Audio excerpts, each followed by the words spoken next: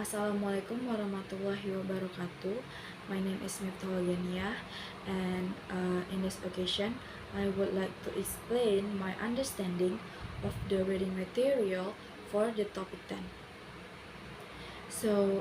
Because there's no learning focus in this material, I will try my best to explain it as much as I understand.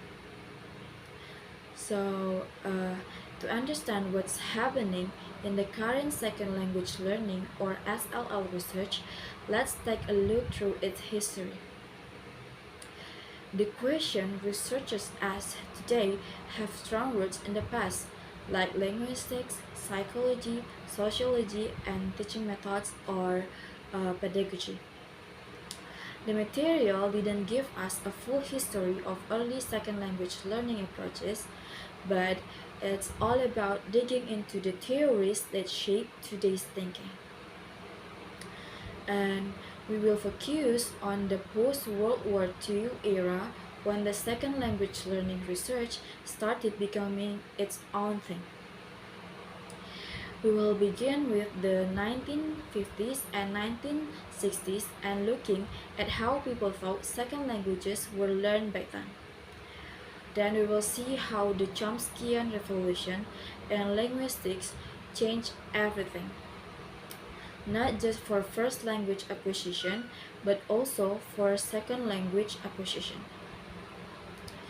And this had a big impact on psycholinguistics in the 1960s, and we will see that it's still influential today. The 1950s and the 1960s. So, in the 1960s and the 1950s, the study of the second language learning was closely connected to the practical language teaching. People were interested in figuring out how to teach languages effectively. They believed that if you wanted to teach a language well, you needed to understand how people actually learn it. This idea goes way back to the late 19th century when people were trying to make teaching better. So during this time, experts in language teaching wanted to know how learning worked. They thought about how people learn and how that could help them teach languages better.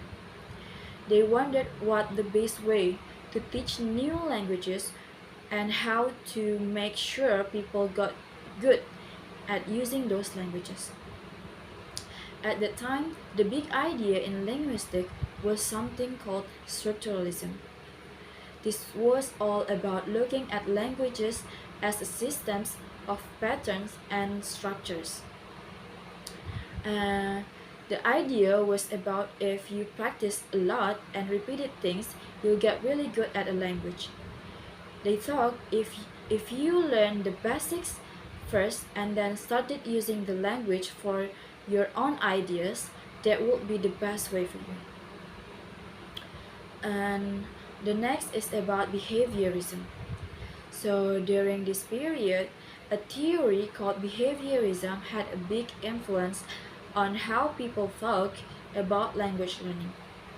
Behaviorism is all about how you learn behaviors based on what happens when you do something. They thought this could also work for learning languages. According to behaviorism, language learning is about stimulus and response. When you're learning a language, you see and hear a lot of different things, and your response to these things is important. If your response leads to a good result, you'll keep doing it. So, if you use the language and it helps you to communicate, you will remember it. And if it doesn't work well, you will try something different. When you're learning your first language as a children, it's pretty straightforward. You pick up new ways to talk by trying stuff out and saying what works. But if you're learning a second language, it's not so simple.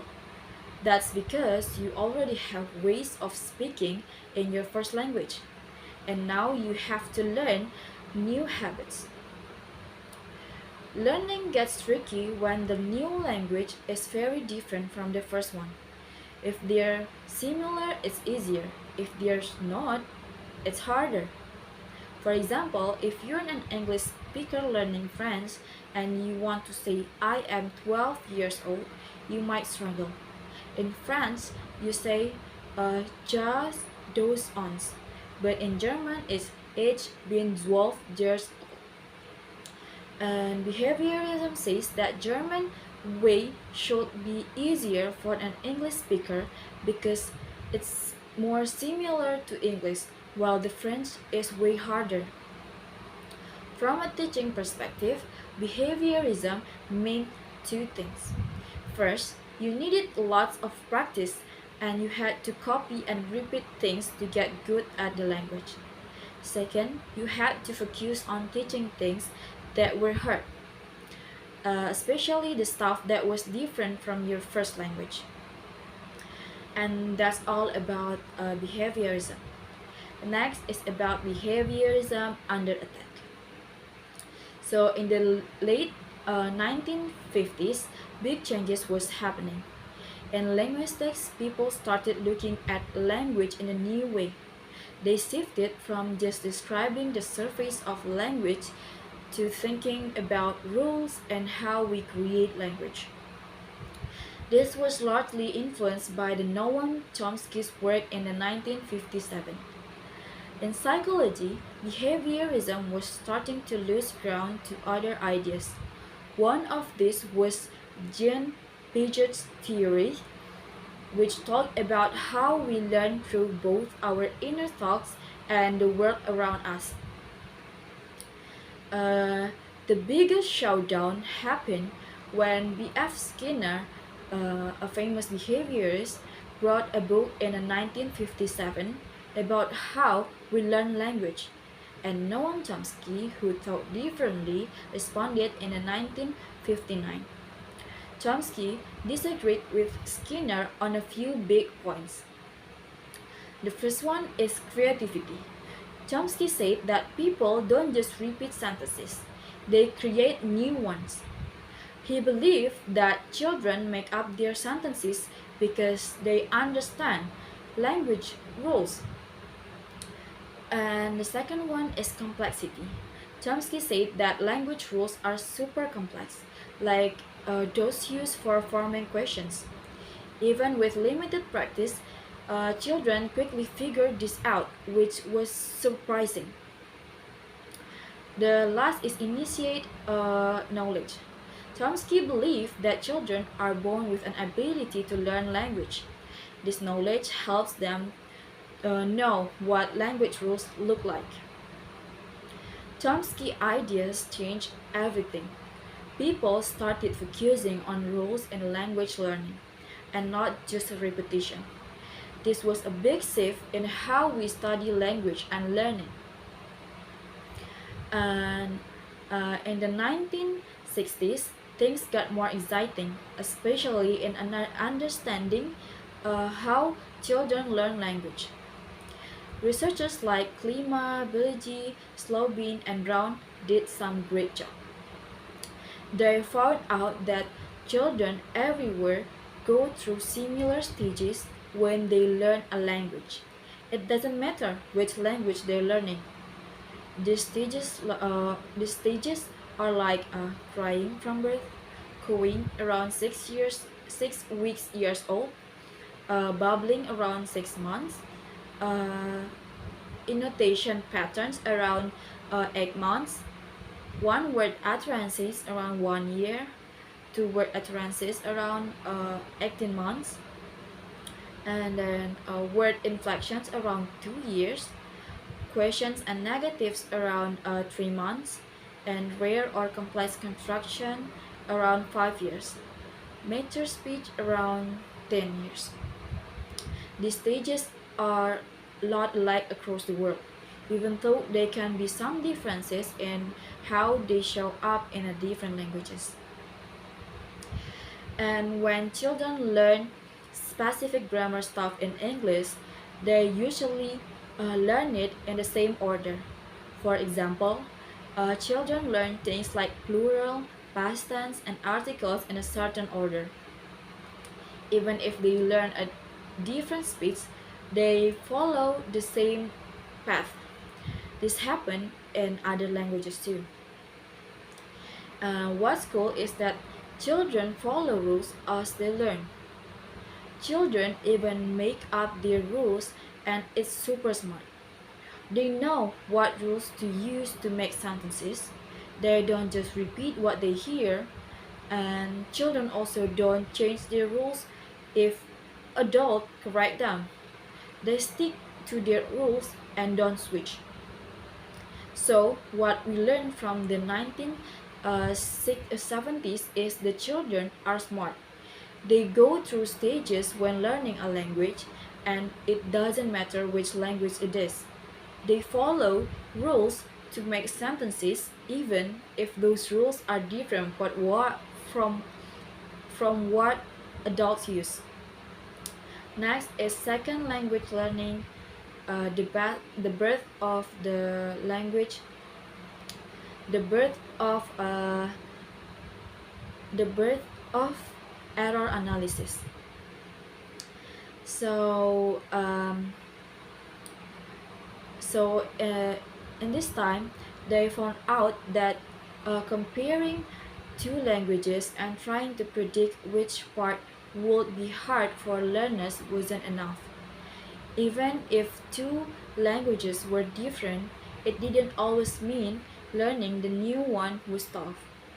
And if two languages were kinda similar, it wasn't always easy to learn the new one. So this made them look at the language produced by people learning a new language. So they started studying the errors these learners made, and they realized that not all the mistakes come from their first language. Sometimes errors happen that couldn't be blamed on the first language. And they asked, where do these errors come from? They thought that these mistakes were from inside the learner, not from their old language or the new one. So they started digging into these errors to understand them better. And they realized that the language learner used is like its own system. This was a big shift in how they thought about learning a second language. Like, they even come up with a term called interlanguage to talk about the language learners use. It's like its own system with its own rules. Actually, I have explained about this in the previous video. And the next is the 1980s. Before diving into the 1980s, we should acknowledge the first comprehensive model of a second language acquisition, proposed by the Krashen monitor model. And about this one, I also have explained this in my another previous video. So if you want to listen to my explanation about this, you can check my previous video about Krashen monitor models and about the interlanguage. So I think that's all from me, and I am so sorry for my mistakes. Assalamualaikum warahmatullahi wabarakatuh. Thanks for watching.